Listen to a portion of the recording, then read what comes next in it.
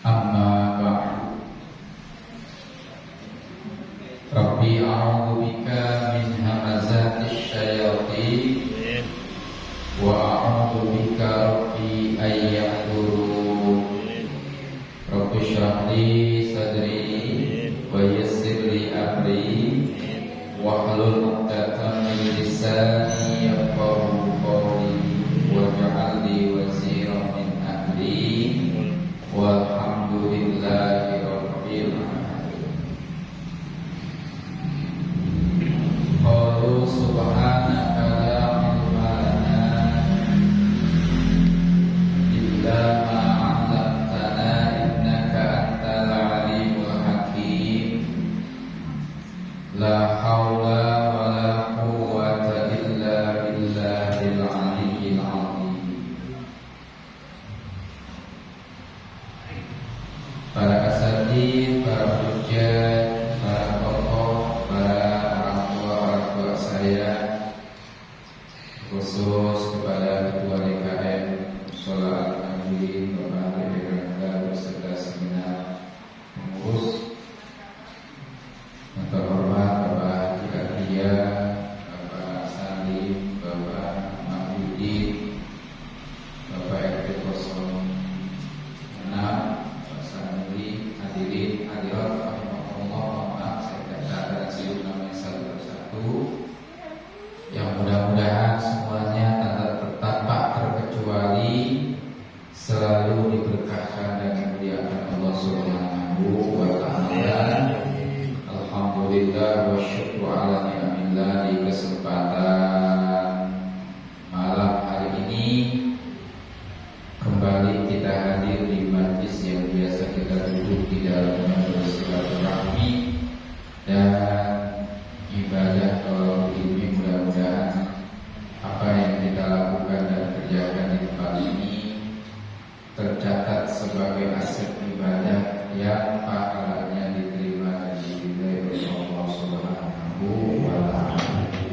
Shalawat dan salam tercurah keharibaan Nabi Alam Nabi besar Muhammad sallallahu alaihi wa alihi wasallam. Terima kasih kepada segenap hadirin hadirat rahimahullah. Tanpa panjang kalam, kita melanjutkan pelajaran kita masih berzakat, zakat perhiasan. Yang kemarin dibolehkan menghias alat-alat peperangan dengan perak, tapi tidak boleh dengan emas. Bahkan wa tahliyatuhu mushafan qala syekhuna aima fi Qur'an walau litabarruk. Boleh juga seorang laki-laki menghias mushaf dengan perak. Menghias mushaf dengan perak, apa kulitnya, apa bungkusnya, atau yang lainnya dengan perak boleh. Tulisannya ya, itu ma fihi Qur'anun, yang memang maksudnya di situ mushafnya adalah Al-Qur'an, ada tulisan Al-Qur'annya. Walau litabarruk, hendakipun itu untuk meminta dan memohon keberkahan. Kabila fihi bifiddatin, seperti gilaf. Gilaf itu kulit, kaper, kulit bagian luar itu terbuat dari perak. Tulisannya boleh ya, menghias Al-Qur'an. Walil mar'ati tahliyatuhu bidahabin ikraman fihima. Nah, bagi kaum wanita boleh menghiasi mushaf dengan emas. Kalau bagi wanita, kalau laki-laki cukup dengan perak, gitu ya. Ikraman fihima, lelaki menghias dengan perak dan wanita menghias dengan emas diperbolehkan, ya, karena untuk memuliakan keduanya. Artinya laki-laki hanya mulia mengenakan perak, sementara wanita boleh dengan emas. Jadi kalau laki-laki mau menghias Quran, ya cukup dengan perak aja. Kalau perempuan boleh dengan emas. Wa buhu bidzahabi hasanun walau min rajulin la tahliyatu kitabi ghairihi walau bi fiddatin. Menulis ayat atau tulisan mushaf Al-Qur'an, ayat Al-Qur'an itu bidzahab dengan menggunakan tinta emas. Hasan itu baik atau boleh, bagus. Walau min rajulin, kendati pun itu dilakukan ditulis oleh seorang laki. Kalau nulis ayatnya boleh, tapi kalau menghias mushafnya laki-laki tidak boleh dengan emas. Tapi menulisnya boleh, itu bagus begitu. La tahliyatu kitabi ghairihi, tapi enggak boleh menghias kitab selain Al-Quran, baik dengan perak apalagi dengan emas. Tidak apa-apa selain Al-Quran, Injil, apalagi kitab-kitab yang bukan turun dari langit, buatan manusia, itu tidak dibolehkan untuk menghiasnya dengan perak apalagi dengan emas. Wa tamwihu haramun qat'an mutlaqan. Bahkan menyepuh hukumnya haram secara pasti atau mutlak, baik alat perang, ya, ataupun bukan, oleh lelaki atau wanita dengan emas maupun perak. Nggak boleh menyepuh. Apa menyepuh itu?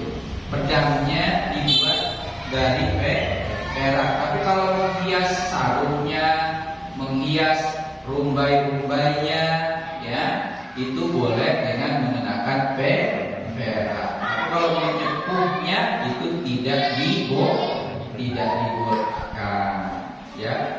Pedangnya dari emas itu, ya. Pedang dari emas. Ya, kalau misalkan sarungnya atau rumbai-rumbainya itu dibolehkan dari perak. Tapi kalau tamwih itu artinya menyepuh. Apa sih bahasa menyepuh? Jiwarna itu pokoknya dilapisi. Ya benar. Dilapisi pedangnya dengan emas. Itu enggak boleh, ya. Tapi ataupun dengan perak itu tidak dibolehkan, tetap hukumnya haram. Yang dibolehkan itu adalah menghiasnya. Menghias boleh mungkin sarungnya, atau apalagi gagangnya, atau ya rumbai-rumbai. Suka ada rumbai-rumbai.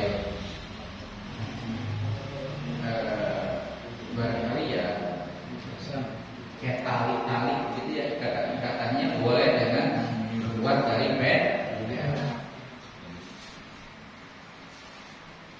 Wa yahillu dzahabu wal fiddatu bila sarafin limra'atin. Halal memakai emas dan perak. Kalau laki-laki apa tadi, emas atau perak?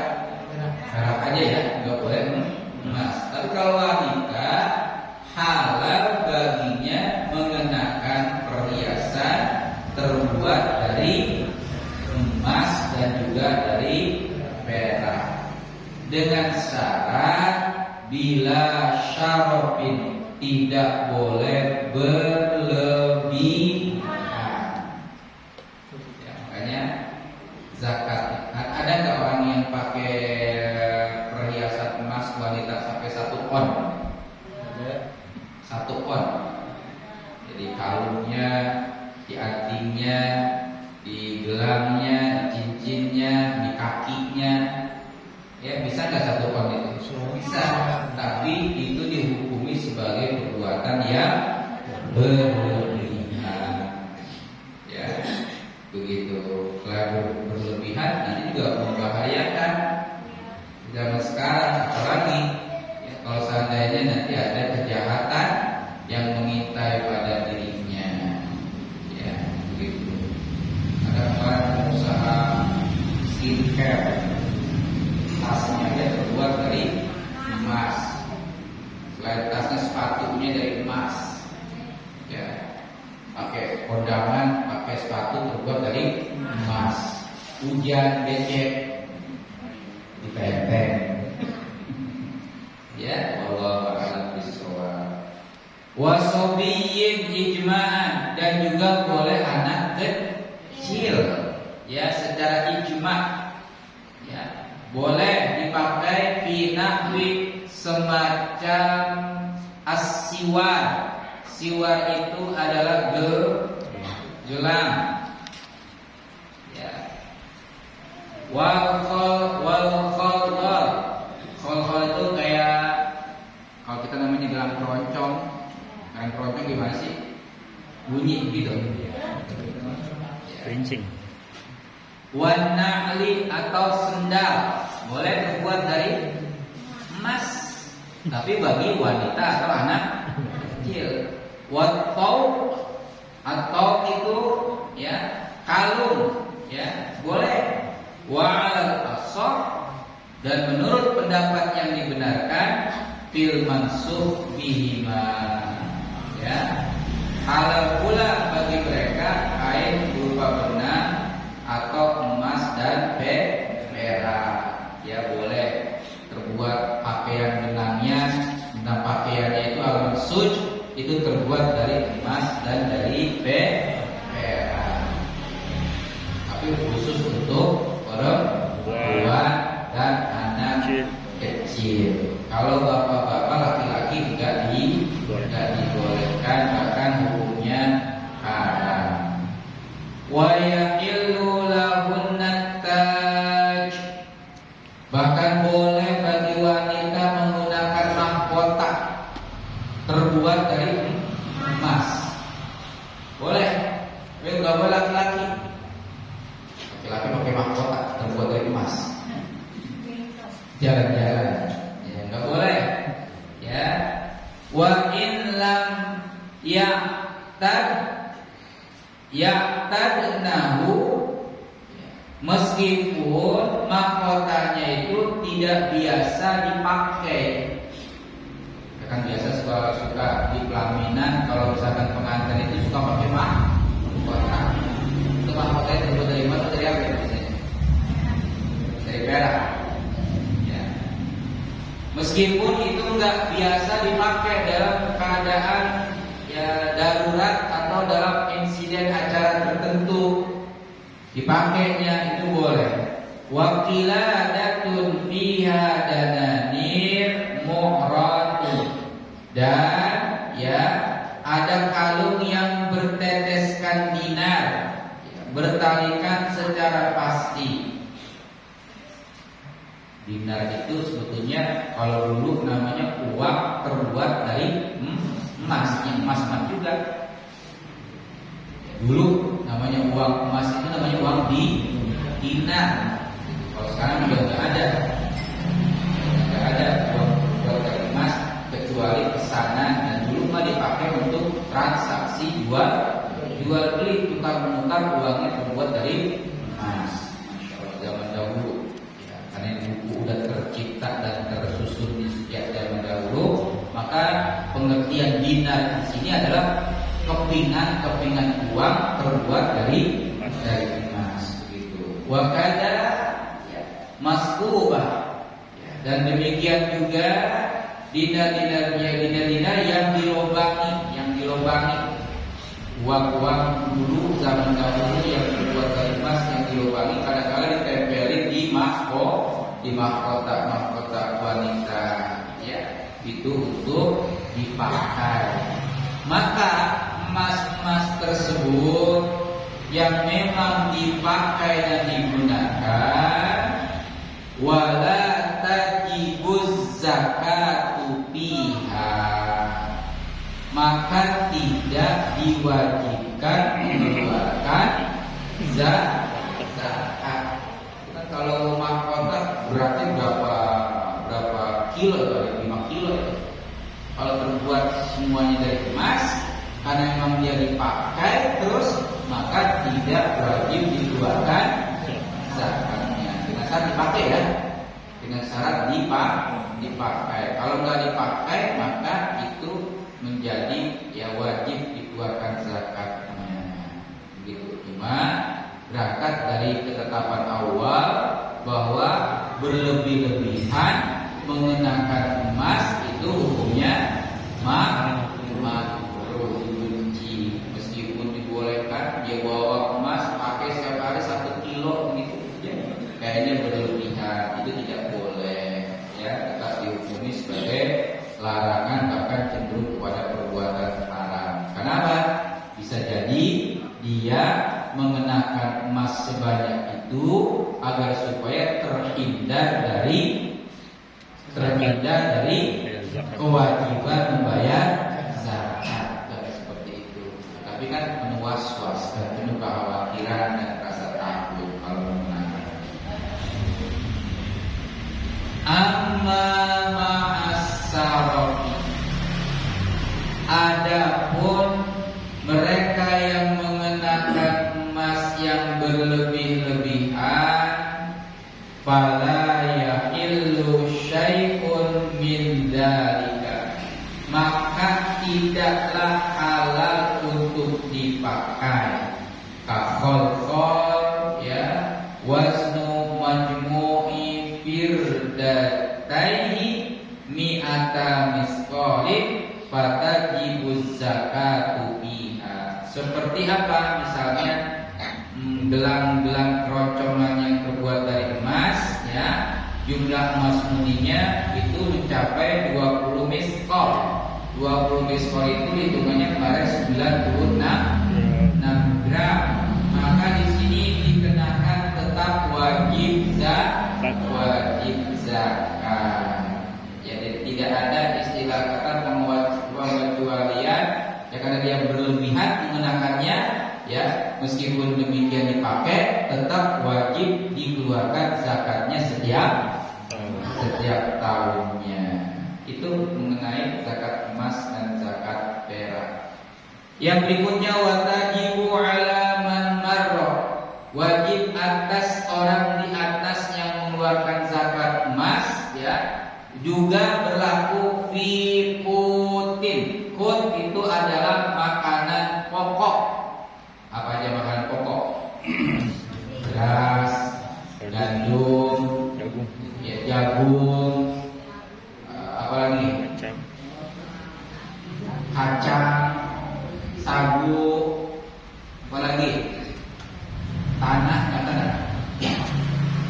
makanan pokok, ya. Makanan pokok ini wajib dikeluarkan zakatnya. Ikhtiyari min hububi kaburin wa sya'irin wa aruzin wa durratin wa himmasin wa dukhnin wa baqila wa daksah. Min hubub termasuk dari golongan bijian.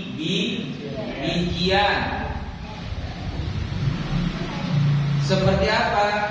Bur, gandum, syair, syair itu kurma, ya, harus beras atau padi, wadurroh jagung, ya, wahimmas di sini artinya kacang-kacangan, wadufnin jagung kecil mah ada jagung kecil yang gimana? Wabakila atau biji full dan daksa. Ya, daksa itu seperti kacang, intinya kacang-kacang kering, kacang-kacangan. Ya, banyak bentuk kacang ya yang tumbuh di dalam tanah itu. Ya kayak di Indonesia aja macam-macam kacang, ada kacang polong, ada kacang tanah, ada kacang apalagi kedelai, ya, ada kacang yang lain-lainnya.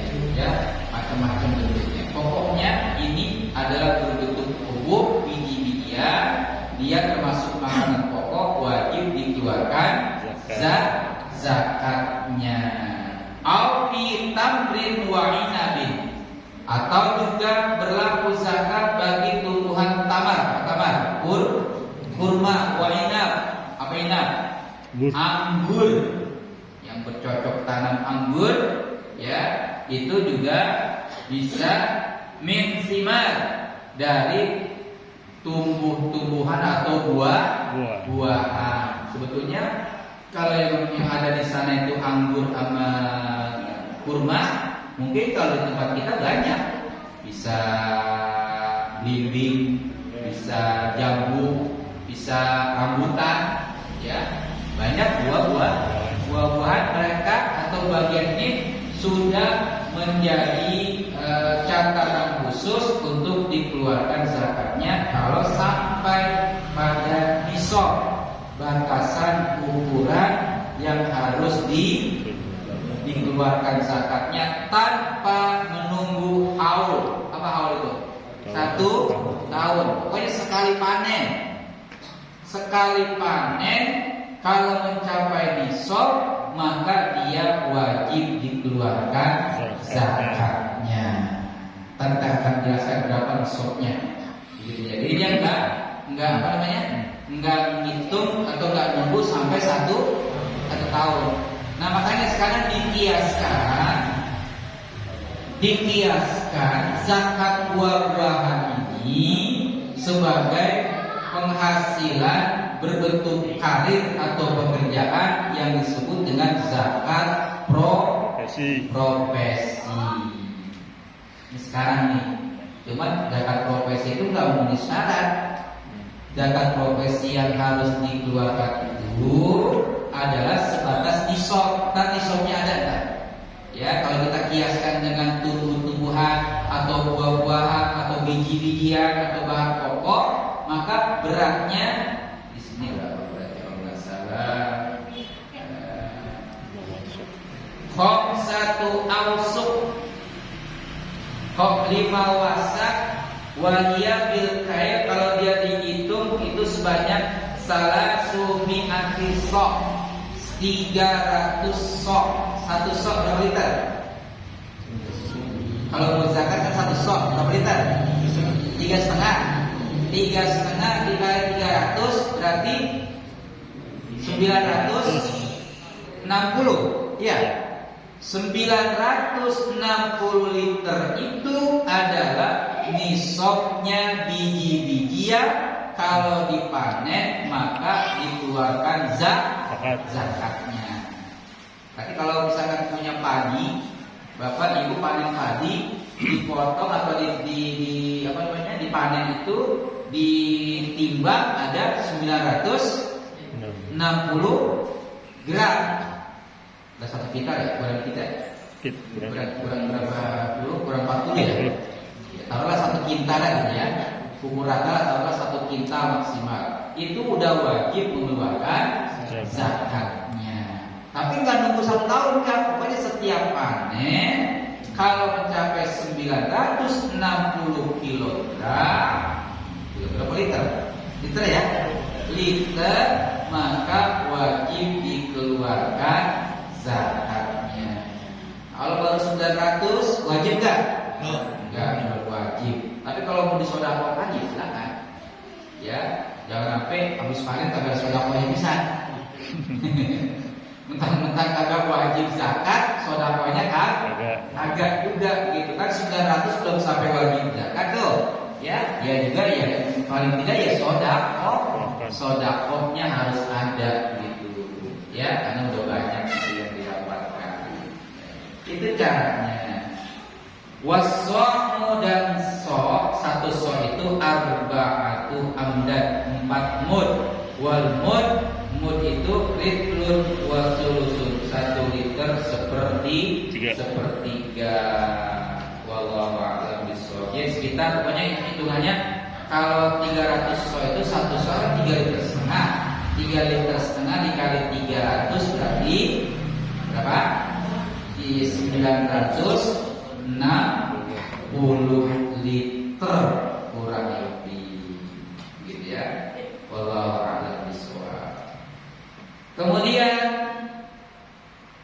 mutqan min tibni wa qashrin la yukalu ma'ahu ghaliban, dalam keadaan bersih. Kalau bersih itu maksudnya apa? Udah dipakai bayar buat tukang motong gitu ya, udah buat upah sewa, udah buat upah segalanya itu ya, udah dipotong beli pupuk gitu. Pokoknya bersih kan? Bersih semuanya itu ada 960 liter ya. Layu kalau ya begitu.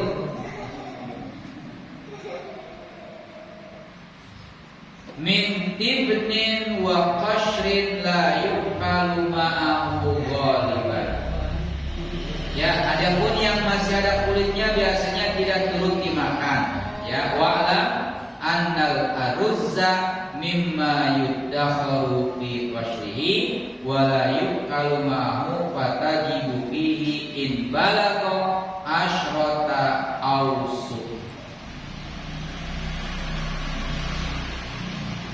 Ketahuilah annal aruz, sesungguhnya padi, mimma yuddakharu, yang memang dia itu disimpan.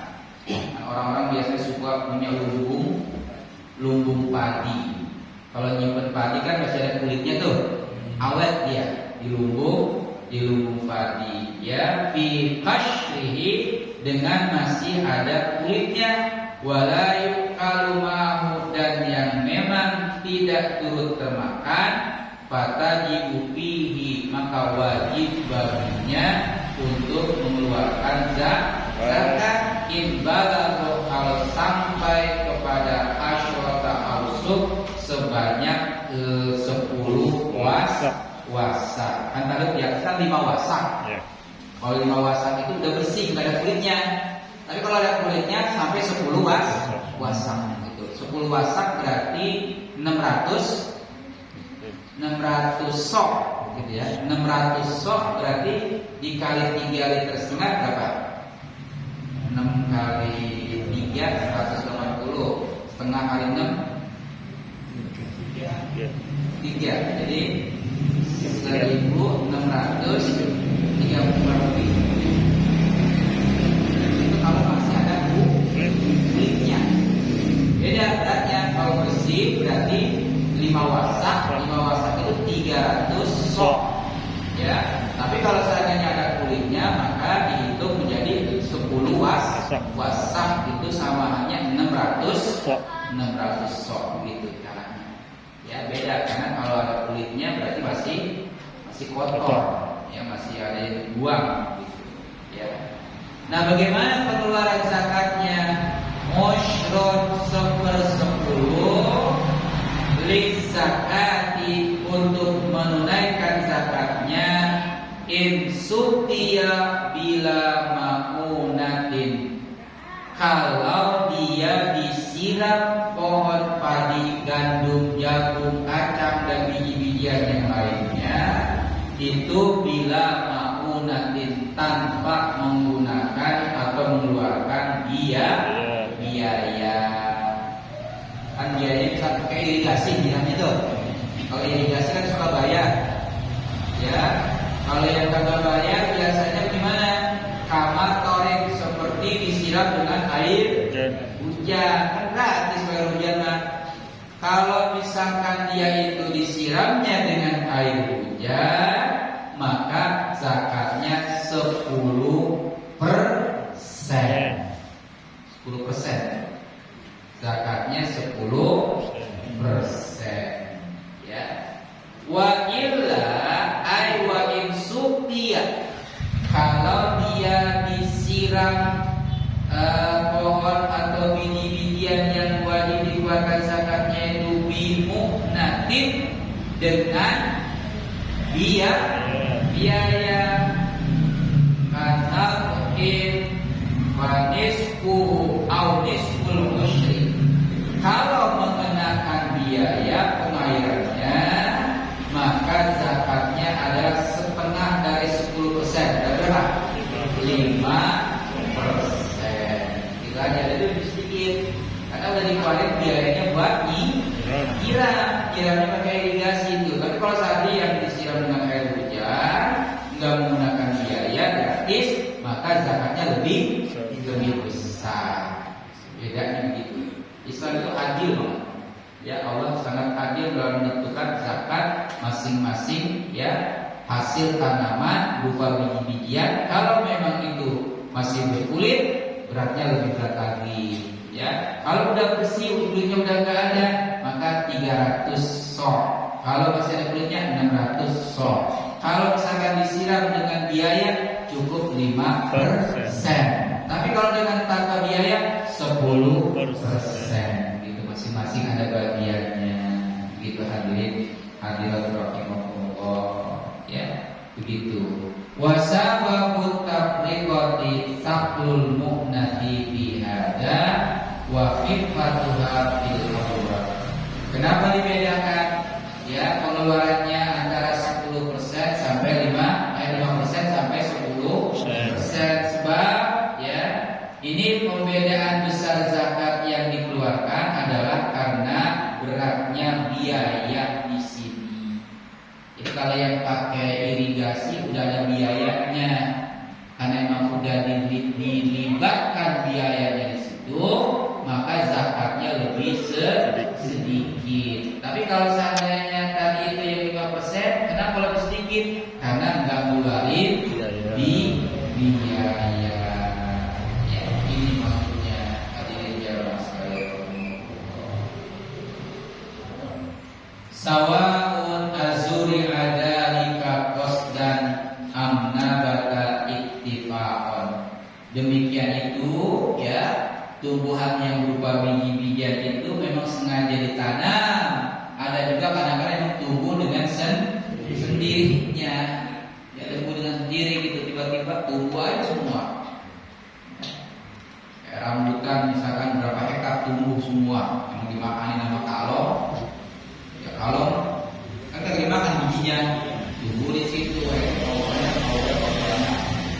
Ya, itu maksudnya meskipun ditanam dengan sengaja atau ditanam tumbuh dengan sendirinya, kalau panen maka tetap wajib dikeluarkan zakatnya. Karena fil majmu' sebagaimana dijelaskan dan keterangan ini dijelaskan dalam kitab Majmu'. Haqiyatihi al-ittifaq, yang dihikayatkan atau diceritakan di dalam kitab Majmu' ittifaq secara ittifaq atau disepakati oleh para ulama.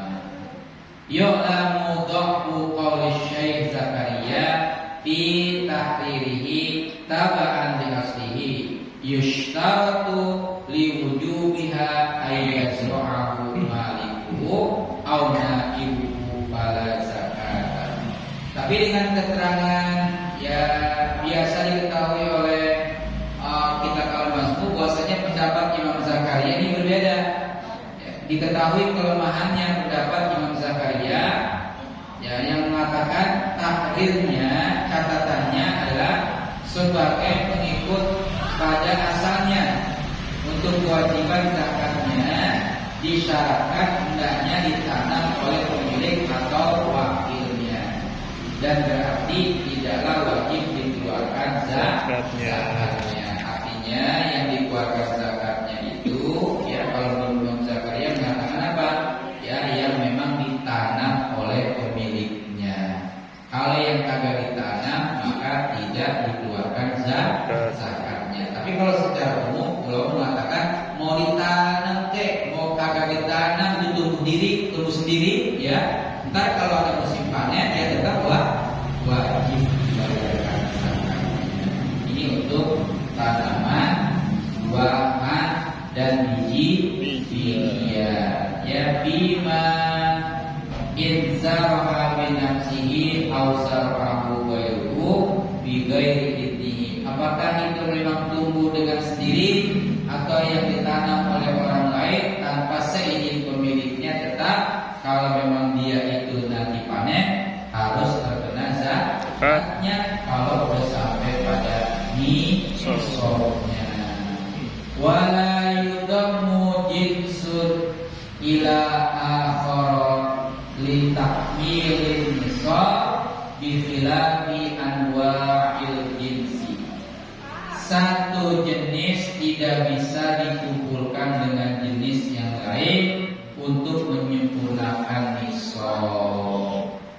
Ya macam-macam ya. Jadi nggak boleh menyempurnakan nisab dengan jenis tanaman atau biji-bijian yang lain.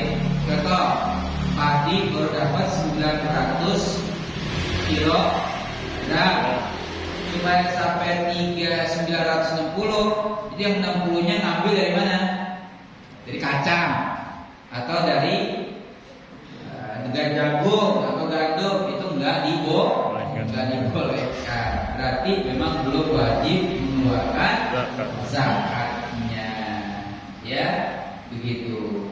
Bikhilafi anwa'il jinsi, ya, dengan disempurnakan nisabnya dengan selain daripada jenis itu. Fatudammu wa zar'al 'ami yudamma in waqa'a asaluhuma fi 'amin. Ya. Nah, hasil dua panenan bisa dikumpulkan bila keduanya terjadi dalam 1 tahun. Boleh saja itu dikumpulkan dengan dua tanaman dengan nisab yang berbeda dengan syarat harus sampai satu tahun. Kalau sampai 1 tahun itu maka dia udah boleh wajib mengeluarkan zakatnya. Tapi dalam 1 panen itu nggak boleh melengkapi nisab satu jenis, nggak boleh kurang nisabnya dilengkapi dengan jenis yang lain, kecuali itu bisa terjadi kalau udah hitungan 1 tahun. Itu merupakan rumit tentang zakat buah-buahan atau zakat bahan makanan pokok gitu. Sekarang orang-orang itu kali punya sawah hektar-hektar ya, jadi panennya kagak ada dulu. Kayaknya habis panen bisa mengumpulkan beras sampai berapa ratus kilo gitu kan. Sekarang udah kagak ada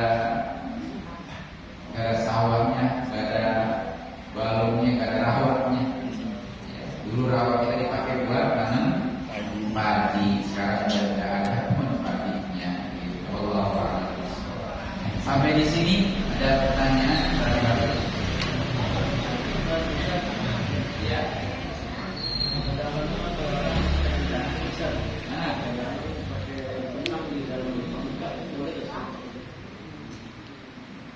Orang pengen cantik sedang, terus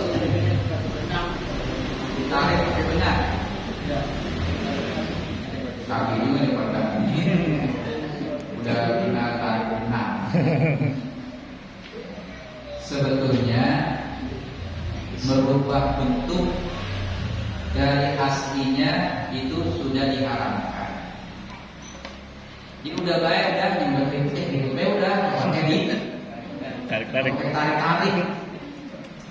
ya. Jadi sebetulnya itu udah menyalahi takdir, ya. Zaman sekarang yang ngetren pada operasi plastik atau plas semuanya. Itu sebetulnya udah menyalahi kodrat dan dilarang, bahkan diharamkan oleh Allah. Gak usah udah. Buat apa biaya mahal-mahal untuk merubah diri sendiri, pada itu tidak dibolehkan, ya. Termasuk diantaranya narik benang. Sebetulnya ada larangan untuk dikerjakan. Yaudah nggak usah pakai tarik-tarikan. Buat apaan sih lagi yang gituan? ya syukurin aja apa yang memang udah menjadi apa? Jadi dirinya dan takdirnya. Udah, hidung mancung ke dalam, udah biarin deh, tambah-tambahin. Ini bibir udah bagus, tapi sampai ngejubit. sampai mendower apa begitu, jangan. Standar dengan apa yang memang sudah diciptakan oleh Allah. Allah menciptakan itu udah seimbang banget itu. Kalau ditambahin lagi nanti jadi nggak seimbang. Jadi nggak seimbang, jomplang. Allah menciptakan kita dengan bentuk kayak begitu itu, memang udah seimbang. Kalau misalkan dirubah, maka nanti akan tidak seimbang. Ya, latar kabunna tobakon an tobak. Kita ini diciptakan oleh Allah berluas-luas, bersuku-suku. Itu udah seimbang, gitu ya. Jangan sampai dikasih beban yang lain. Ya, kayak layangan kan kalau singit dikasih beban tuh.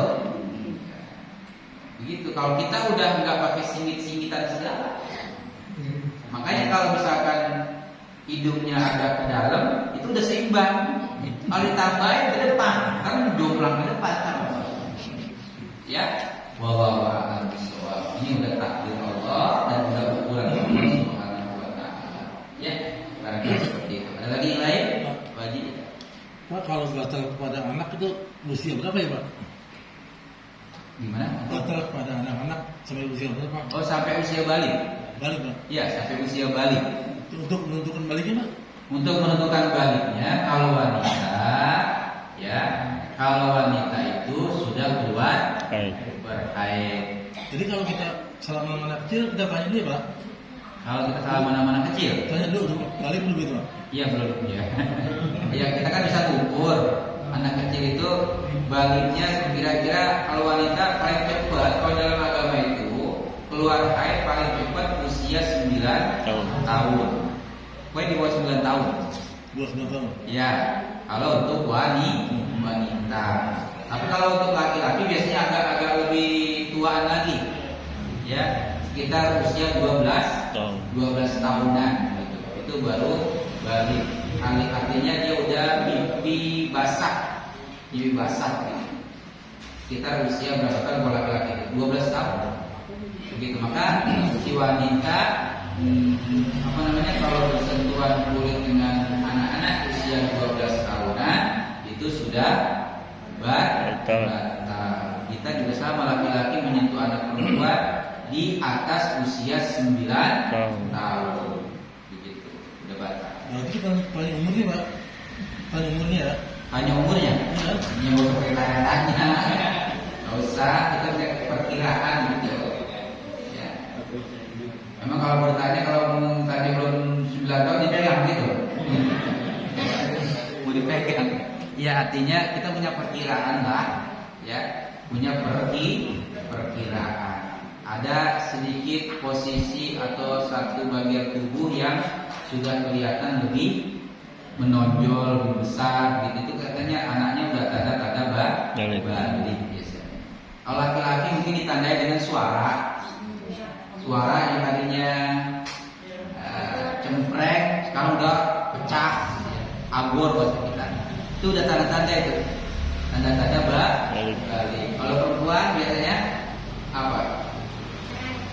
Ya, yang intinya paling gitu ya. Itu kurang lebih paling cepat dalam agama usia 9 tahun. Makanya Nabi Shallallahu Alaihi Wasallam ketika menikahi Siti Aisyah di usia 7 tahun, belum kumpul bareng, belum tidur bareng. Baru setelah 9 tahun beliau tidur bareng bersama Siti Aisyah. Nunggu 2 tahun lagi jadinya. Ya, karena Siti Aisyah ketika usia 7 tahun belum balik. Ya. Berarti jangan mengikuti Rasulullah. Ya, kalau dalam satu yang saat ini jangan kita ikuti. Ini mah perintah Allah yang berlaku khusus buat Nabi Muhammad Sallallahu Alaihi Wasallam. Ya, gitu. Barangkali ada lagi yang lain? Ya. Iya Bu. Ustaz, saya kan bawa anak ke sini. Iya, silakan Ibu. Iya. Nyuci piring rumahnya dibawa ke musola, nyuci beras di musola. Itu nggak boleh, airnya adalah air yang memang diwakafkan untuk wudhu, bukan untuk nyuci pakaian dan sebagainya dan sebagainya. Kalau wudhu di rumah sama di musola. Kalau wudhu mah memang ini air yang dipakai untuk diwakafkan untuk wudhu, maka boleh saja. Maksudnya di rumah. Wudhu di rumah lebih bagus. Bagus. Iya, lebih baik untuk air di rumah. Ya, kalau wudhu di musola ya diperintahkan memang itu air diwakafkan untuk wudhu gitu. Ya, kalau yang diwakafkan untuk wudhu nggak boleh dipakai untuk yang lainnya. Gitu. Kalau wudhunya di kamar mandi boleh nggak sih? Hanya adab aja. Kalau berbicara masalah boleh nggak boleh itu sebetulnya bukan itu yang ditanyakan, sah atau tidak. Sah nggak kita wudhu di kamar mandi? Wudhunya itu sah, cuma adabnya tidak baik gitu. Yang bagus wudhunya adalah di tempat wudhu. Sama juga wudhu sambil telanjang. Habis mandi belum nggak pakai apa-apa tuh wudhu boleh nggak begitu? Kalau masalah boleh nggak bolehnya saya nggak berani mengatakan itu boleh. Tapi kalau bertanya sah apa enggak? Kalau berbicara masalah sah itu udah sah wudhunya. Cuma kembali kepada adab dan akhlaknya aja. Ya, begitu aja barangkali. Mudah-mudahan bermanfaat. Dari saya cukup sekian. Sampai ketemu nanti pada pertemuan yang akan datang dengan izin Allah Subhanahu wa taala. Terima kasih dan mohon maaf. Akhir kata subhanakallahumma wa bihamdika asyhadu an la ilaha illa anta astaghfiruka wa atubu ilaik. Wassalamualaikum warahmatullahi wabarakatuh.